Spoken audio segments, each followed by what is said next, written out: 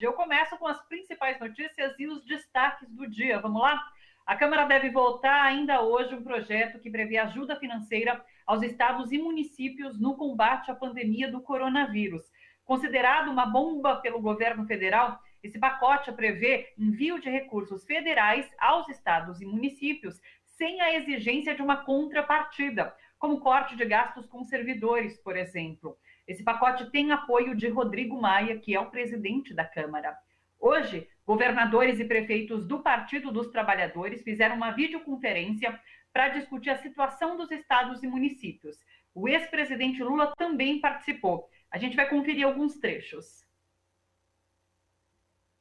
Nós vamos ter um colapso em todos os estados e municípios. Não tem bom, não. Todos, não tem nenhum. Significa fechar a saúde, significa o que está funcionando de UTI, de sala de estabilização, vai fechar. O que tem de segurança vai fechar. Porque nós não vamos pagar salário, não aguenta pagar salário, não aguenta custeio, não aguenta funcionar as atividades se não tiver isso. Hoje tem o risco de chegar no hospital com problema respiratório, foi dito aqui, é rápido, como tudo acontece, e não ter respirador, e não ter UTI, não ter monitor. É isso que ele quer.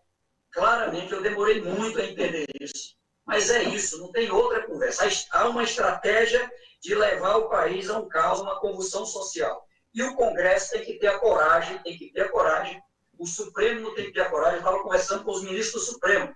Os ministros do Supremo têm que votar unificando a suspensão das dívidas. Já fez isso para 8 estados, tem que fazer para todos os estados. Do jeito que o Alexandre Moraes tomou a decisão agora de tirar o poder do presidente da República, de impedir as medidas do coronavírus, tem que ter medida como essa. Então, se eu tenho um problema em um dos 3 poderes, os outros 2 poderes têm que agir. Nada dessas coisas que estão dizendo aí, que estão mandando, está chegando. Eu prestei conta aqui, terça-feira, para você, com o presidente Lula, de 156 milhões que nós tínhamos investido até domingo passado, tinha chegado 6,4 milhões de reais aqui. Não chegou nada das emendas, tá certo? Os municípios aqui estão recebendo R$2 até agora, R$2 por habitante. Um município como 20 mil habitantes recebeu R$40 mil para 90 dias de coronavírus. É isso aqui, gente, que está acontecendo. Não tem nada. Aliás, o governo está confiscou 59 respiradores do Piauí. O governo, o Ministério da Saúde, eu estou entrando na Justiça do Ministério da Saúde para liberar 59 respiradores. Então, essa é a realidade do Brasil. Então, por isso que eu digo aqui para todos vocês, a gente precisa ter uma linha comum no país. Nesse instante, tem que voltar para esse tema. Pois é, o STF obrigou o Bolsonaro a respeitar decisões de governadores e prefeitos no combate ao coronavírus. A decisão do ministro Alexandre de Moraes atende à representação da Ordem dos Advogados do Brasil, a OAB, que pediu ao STF que obrigasse Bolsonaro a acatar decisões dos estados, não interferir nas ações técnicas do Ministério da Saúde e seguir os protocolos da Organização Mundial da Saúde. Na decisão publicada ontem à noite, Alexandre de Moraes pede união e cooperação dos poderes no combate à epidemia da Covid-19. Depois dessa determinação do STF, Bolsonaro fez mais um pronunciamento em na cadeia de TV e rádio. A gente vai conferir alguns trechos. Tenho a responsabilidade de decidir sobre as questões do país de forma ampla, usando a equipe de ministros que escolhi para conduzir os destinos da nação. Todos devem estar sintonizados comigo. Respeito a autonomia dos governadores e prefeitos. Muitas medidas, de forma restritiva ou não, são de responsabilidade exclusiva dos mesmos. O governo federal não foi consultado sobre sua amplitude ou duração. Os mais humildes não podem deixar de se locomover para buscar o seu pão de cada dia. As consequências do tratamento não podem ser mais danosas que a própria doença. O desemprego também leva à pobreza, à fome, à miséria, enfim, à própria morte. Tenho certeza de que a grande maioria dos brasileiros quer voltar a trabalhar. Essa sempre foi minha orientação a todos os ministros, observadas as normas do Ministério da Saúde.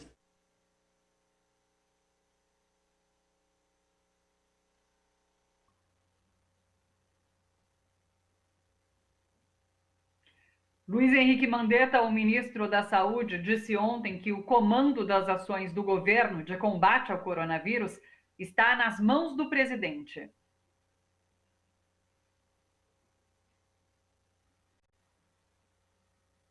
Não é função do Ministério da Saúde dizer o que cada estado deve fazer. Nós podemos orientar, dar os guidelines, recomendar ou às vezes até convocar para ter uma conversa, utilizar outros instrumentos. Mas nós estamos monitorando aqui com muita atenção cada um desses movimentos que ocorrem em todo o território nacional. Podemos errar, sim. Podemos demorar um pouco para tomar uma decisão? Talvez.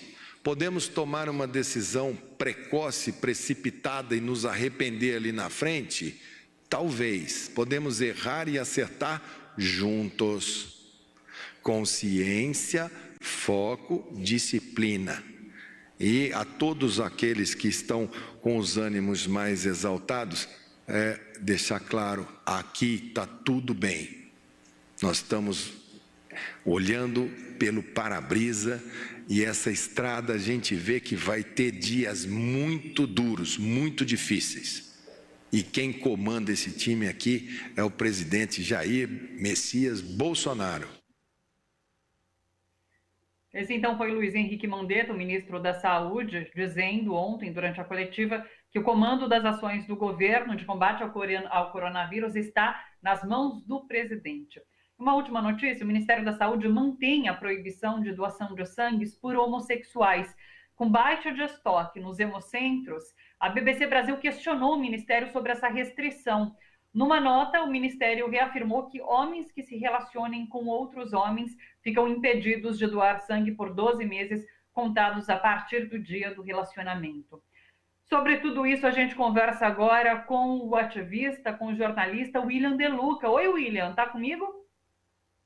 Oi, Thalita, tudo bem? Sempre bom estar com você. Tudo bem, e você? Tudo certo aí no isolamento?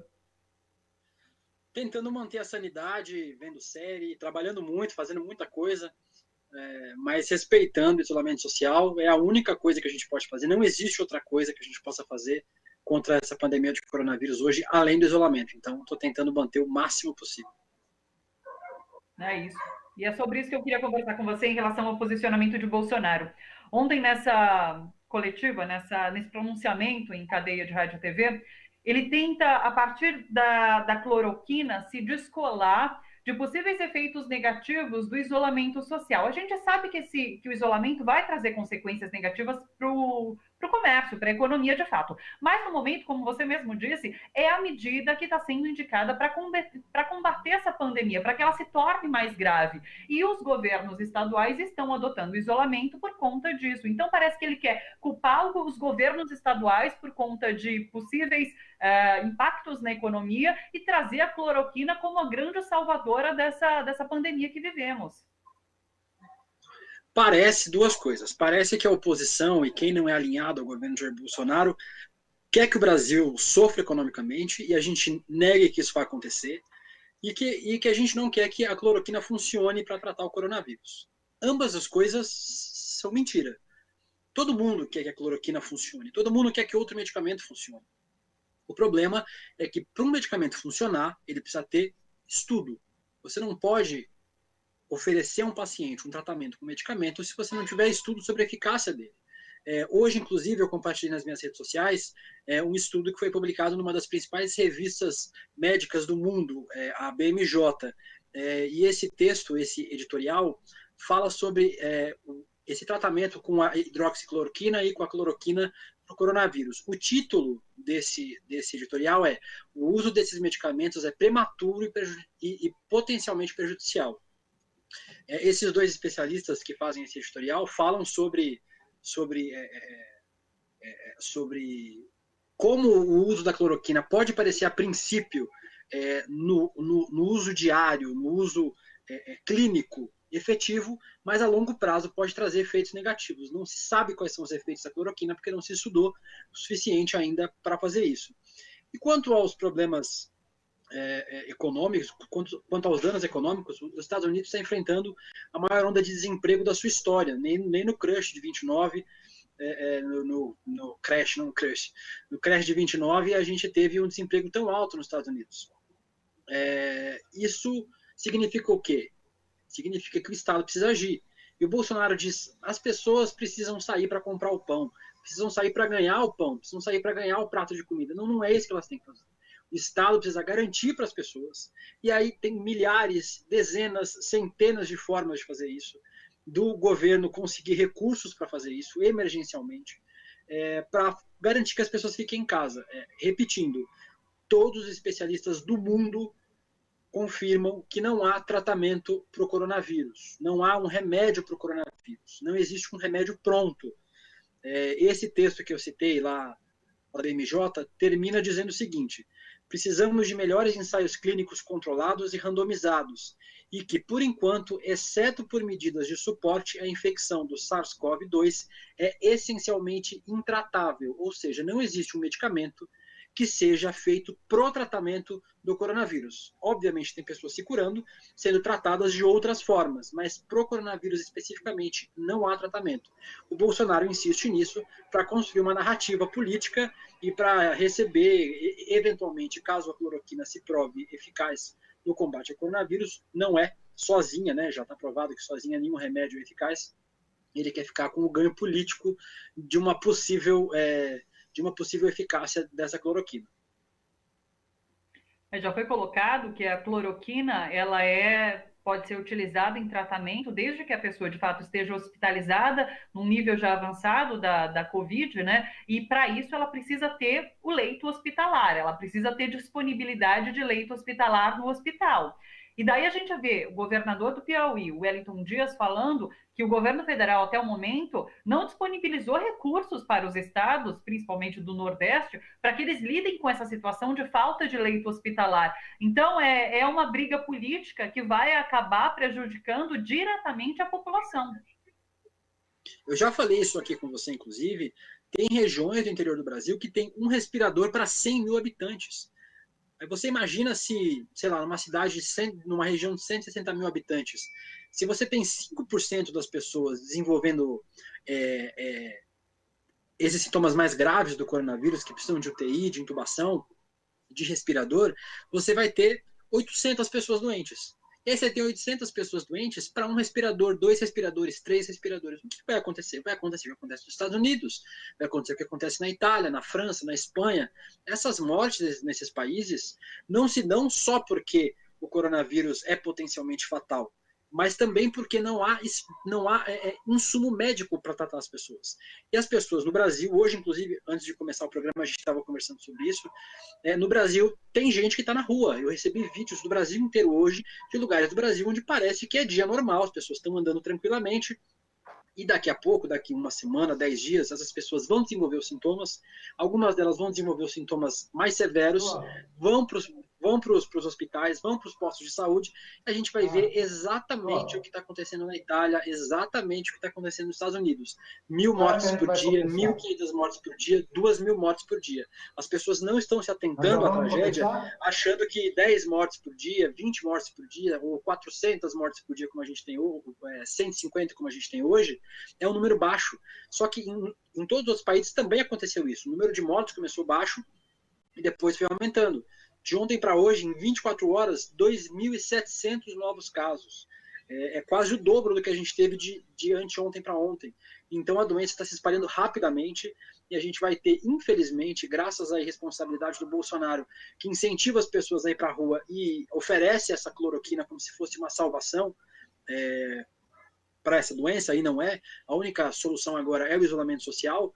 A gente vai ter, infelizmente, um número muito grande de pessoas mortas, porque o Brasil, além de ser um país que vai ser muito afetado, é um país muito desigual. A gente vai ver, especialmente nos bolsões de pobreza, nas periferias, no interior do Brasil, o número de mortes sendo muito grande.